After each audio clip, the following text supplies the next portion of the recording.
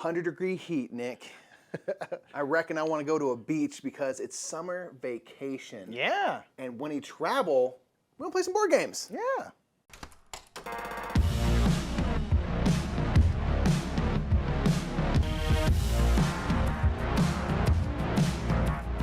It's summer vacation if you're in the northern hemisphere, I suppose, or else you're going into the dead of winter. Right. Yeah. I mean, yeah, it was very northist of me. Apologies there. But no, we are hemispherist, yes. We're going to talk about 10 games that we like to travel with. Yeah. A lot of people traveling for vacation. You could be having a winter vacation, to be fair. Absolutely. And people, we always bring games if we're traveling anywhere, basically. We always have at least one game. There's always like a game or two in the car. I'm going to go to a different city and just so I can sit inside and play board games in a different city. That's the best part. That's why I'm there. That's the best part. Right. And so we're going to talk about our top 10 games that you can travel with.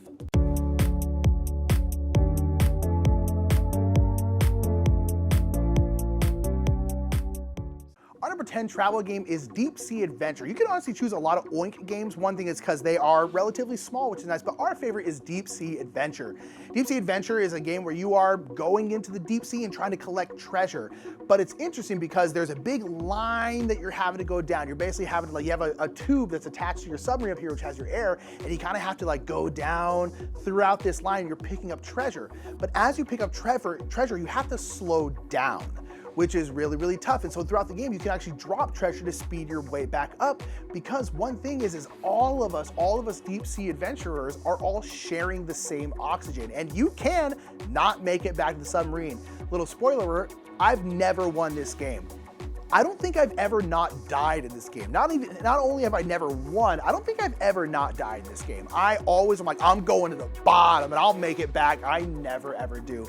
But Deep Sea Adventure is just one of those games that, like, it's just fun. It's just fun, silly, it's a little filler, and it's just like, hey, you gotta collect this stuff, get out before you run out of oxygen. It just goes over well with people. It's very, very simple. You can teach it to anybody. It's just an absolute blast. I absolutely love Deep Sea Adventure. It's wonderful. It's our number 10.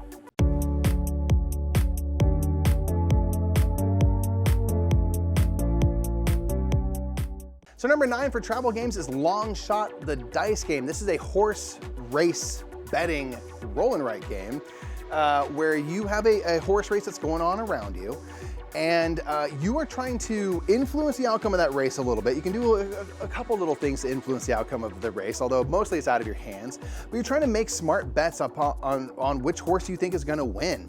And certain horses have better odds at winning. They are just going to activate more times, because every time you roll the dice, it says, I'm going to activate horse number 4. And at the bottom of that, it also gives you a bonus bump for various amounts of horses. So horse number 1, for example, is on a lot of the other cards. So they're always going to be moving. So they have a better chance at winning. And so the odds, the payouts, when you can actually make bets on which horses will win, it pays out less, because everyone's like, yeah, of course they're going to win. Like they're really good at racing. Have you seen how fast they are?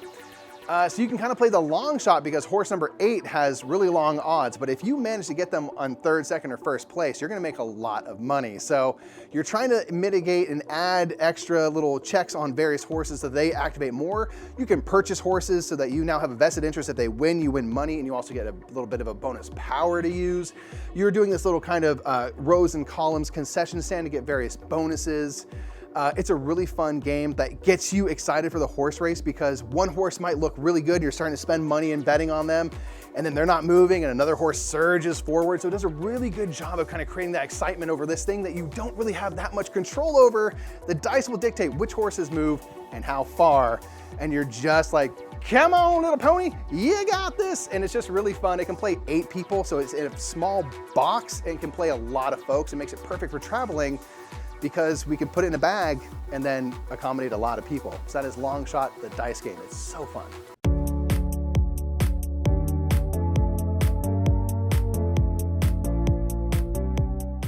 Number 8 is kind of a sequel. I don't know if it's a sequel, but it's definitely the same universe. And this is a game called Trails, which is in the Parks universe from Keymaster Games. Trails is a much smaller game than Parks is. It comes in a little box, And it's essentially, you're going back and forth along this trail. And it has the very beautiful art that is in parks, and it's just an absolutely gorgeous game, and Keymaster absolutely crushes the production value of games. They're really, really good, but you're basically going back and forth, and you're stopping on these different parts on the trail, and they'll give you different resources like acorns and things like that. And you're in stones, and you're using those resources when you get to the end of the line, and there are a bunch of different merit badges out there because you're like hiking the trails. And you can then turn in those resources to get that merit badge. And then you turn around and you go back down the trail to the other side where there are other merit badges, and you can turn in those as well. But then throughout the game, the different tiles that are out there going along will be flipping over to their night side. They're all in day and they'll flip over to the night side. The game will end when the whole thing is night. And the night side will have a slightly more powerful actions usually. But it's just a little set collection game. Again, it's a much smaller package than Parks. And we wanted this as a travel game because we like to camp a lot, and this is the kind of game that's just, you're out hiking the trails, you're out traveling, you're out doing stuff, you're outdoors, you're out in nature. And so it just felt right to add it to a travel list. It's also relatively small, as a lot of these games are.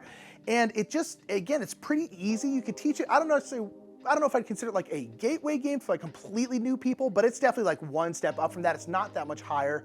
And it's just one of those games where if I played this on like, a picnic table while we were camping, it would just feel great. And so that's why it's on our travel list, because it's awesome. Trails is great.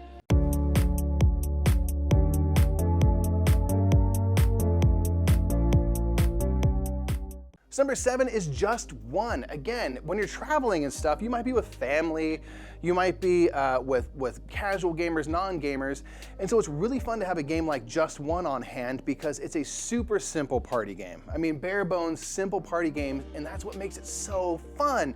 You're gonna have a clue that you need a guesser to get. You'll get one, guesser to close their eyes. They don't get to see what anyone's writing, and so we all need to write a word on our little board that will point our guesser to this clue. Now the problem is, if the clue is tree and multiple people write bark, everyone that wrote bark has to erase their answer. They do not get to submit an answer. So you have to think of a clue that's going to point toward tree that no one else is also going to write. So do I do trunk? Do I do roots? Do I do leaves? What if someone else writes leaves, That's really all there is to it. It's really about like trying to be smart, but not too smart that you're obtuse and people don't get what you're getting at. And it's just a laugh. You can play it with like any number of people, really. You just gather around and it's always fun. So Just One is just fun. That's what I'll say about that. It's a really great game. Again, you can play this with anybody who's a gamer, non-gamer. You can play it with young kids and stuff and really just have a blast no matter how you get down with this game. And I think that makes it perfect for travel because no matter who you encounter, you could probably play that game. And that's important when traveling.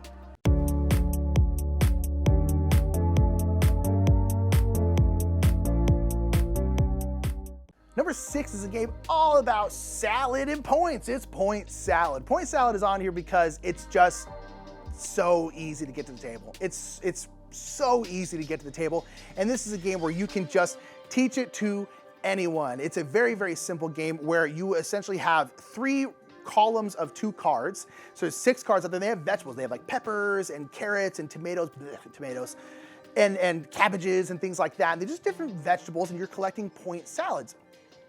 So what you do on your turn is you can collect like 2 of the vegetables, or you can essentially collect one of the scoring cards. On the back of every single vegetable is a scoring condition, which will be like, for every pair of carrot and tomato you have, you'll get 3 points. For every cabbage you have, you get -1 point. For every, onion you have, you get 4 points.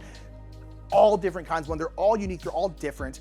And that's all you're doing. On your turn, you're grabbing 2 vegetables or you are getting a scoring card.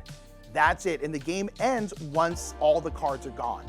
And it just works so well. It's so simple. You basically just like, hey, get 2 vegetables or get a scoring card. The scoring cards are so straightforward.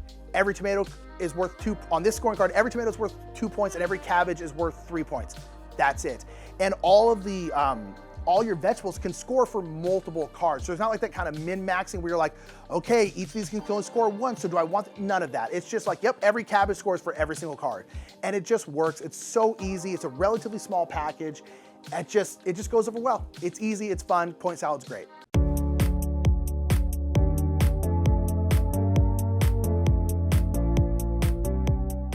Sometimes when you travel, you need to solve a murder. And that is where MicroMacro Crime City comes into play. MicroMacro Crime City works because if you're traveling, back in the day when we were kids and the internet didn't exist, we had to have big maps to get places. You'd unfold this humongous piece of paper that would compact down to this and try to figure out your way. And now we have that same huge piece of paper, except for it depicts a kind of Where's Waldo universe of a town that has a lot of crime in it. And you get assigned cases that you have to then solve. And it's all about following within the imagery itself. You will see a same character multiple times as they kind of go through their day. And they are going through their day and all of a sudden they got hit in the head with a bat and now they're splat on the ground and someone stole their backpack. Who stole their backpack? You have to track it back. Who stole their backpack? Where did they go? What are they up to? And it's just really fun to kind of all pour over this giant map and start to connect the dots and stuff and find like the answer to these crimes. It's just a really interesting game. Every time we kind of what we do is just bust it out on a table and we have this humongous piece of paper and people are like, what is that? And you're like, there's been a murder and we got to solve it. And people are down for that. So I like that you can basically just take the map part and a couple of your little envelopes that have the cases on them, throw it in a bag or backpack or something, and you got a whole game right there to play. That's really interesting and different, and it's cooperative. So MicroMacro Crime City is one that I'm like, I want to go on travel and try to solve mysteries and be like an international man of mystery or something like that. So that is MicroMacro Crime City. Super duper fun. There's more content coming for that game soon, and I'm just so excited. It's a delight. It's the most fun you'll have solving murders ever. That town is very dangerous. Do not go there. That's MicroMacro Crime City.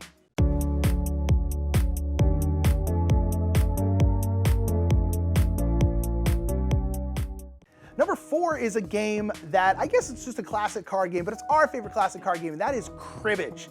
And Cribbage, we brought up specifically because if you're just playing anything with a deck of cards like spades or hearts, something like that, yeah, you just need a deck of cards. Let's be honest, a deck of cards is the best travel game. They're in most cars anyway. I have a deck of cards just in my car all the time. Just why not, right? So a deck of cards, we're gonna specifically choose Cribbage because we absolutely adore Cribbage. We grew up playing Cribbage with our grandparents. Our grandfather was a woodworker, so he made a whole bunch of different Cribbage boards. So we have a whole bunch of different Cribbage boards. A couple of people have made us Cribbage boards. We just have a whole bunch, they're great. We absolutely love Cribbage. Cribbage is a classic card game where you are you get a hand of cards, you'll put some cards into the crib, the dealer has the crib and they will get to score that, so you don't want to give them points. And basically you're playing out your cards one after the other and you're trying to score 15, so if you put down a 7 and then Mike puts down an 8, he made 15, he gets 2 points. If you get the 31 exactly, you get 2 points. If you make a run, if you make a pair, all those different things will give you points. And then after you're done playing all your cards, you will then score your cards. And your cards are scored for pairs, 15s, runs, flushes, a whole bunch of different stuff. And it's just a classic card game. It's Cribbage because you have your little pegs and you're pegging your points, and the first person to get to the end wins the game. And why Cribbage specifically is on our travel list is 1, because we just love Cribbage, and then 2, there are a lot of little travel-sized Cribbages because you do need the little board where you can peg stuff, and there's a whole bunch of them in gift shops and stuff. These little travel-sized Cribbage boards. We actually have a couple little ones that someone made for us where they're these tiny little things and they open up to make a Cribbage board. It's absolutely amazing. So to me, Cribbage, and specifically travel Cribbage sets, just scream traveling in summer and going to an airport and bringing a little Cribbage set and playing. It's just so much fun. So we absolutely adore Cribbage. It's the greatest classic card game. If you haven't tried it, please try it. It's wonderful. And it's our number 4.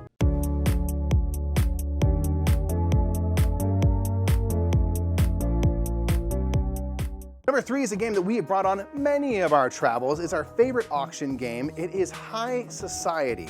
This is a simple game where you just have a few moving parts. You have a bit of cards that have various amounts of francs on them. That's your currency to spend. And you have cards on things you're gonna bid for. They're things like jewelry and going and doing horse dancing and dressage and getting fancy clothes, stuff like that. And you're bidding on these because you wanna live the fanciest life you possibly can. You wanna live you want to be absolutely not caring about money and stuff, but you don't actually want to be poor. That's very important. So as you're going through and you're bidding on these various items, they're all worth victory points.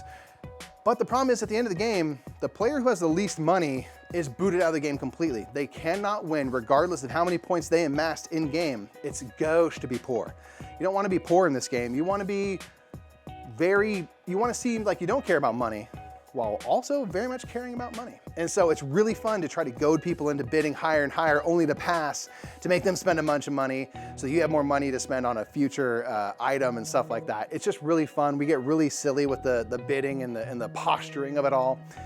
So we've had a lot of fun bringing this along with us. And again, small package, fits in a bag nice and easy, and you can really have, if you all buy into the kind of social aspect of that game, you can have so much fun. That is High Society.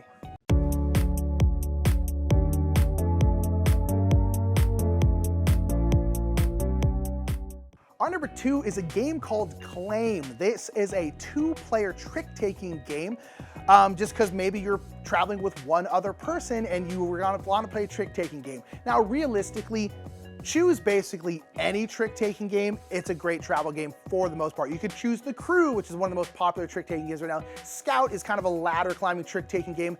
You could choose that one. Really, any trick-taking game. We're choosing Claim because no one really talks about Claim, and it's great. It's Claim. Claim is right behind me. It's also quite small. This is all of Claim right here, boom. They come in these little packs, they're great, but what Claim is great at is being variable. Claim is a 2-player trick-taking game, like we said, and there's a couple different factions in the game. There's like dwarves and like seers and dragons and all this different kind of stuff. And basically, all of those different factions work differently. And to win the game, you want to have the majority of most of the factions. So if there's like 5 factions in the game, I have majority in 3 of them, Mike has in 2 of them, I win the game.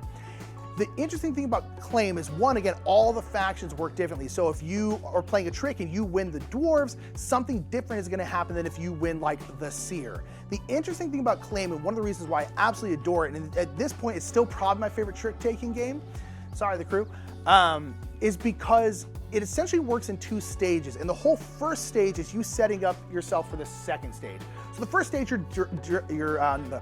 So the first stage, you are given a hand of cards, and so is your opponent, and then you will flip over the top card of the deck. And what you're doing is you are playing for that card. So then the person who leads will lead a card, the other person plays it. Whoever wins gets the face-up card. Whoever loses gets the card from the top of the deck.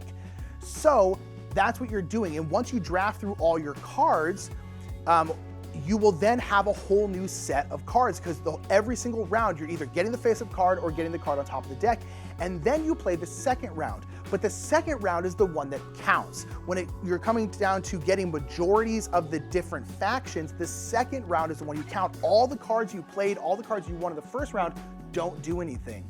And so it's so interesting, because sometimes that face-up card is like a level 1 goblin. You're like, I don't want that card because that's not going to help me win in the second round. So sometimes you're trying to lose a trick because you just want the blind card off the top of the deck. And it just is so interesting. You're playing the full first half of the game, trying to set yourself up for the second half of the game, all while also dealing with the fact that all the factions work differently. And it's so interesting. And there are, on top of that, are a bunch of different expansions. And so at this point, there's, I don't even know how many factions, but a whole bunch of them. And it's so much fun. I absolutely adore Claim. I think it's a game that did pretty well, but like no one really talks about it as a really great trick-taking game. And it's awesome, and you should bring it on travel, because again, it's very small. And if you're traveling with one other person, it's a 2-player game, so it's great.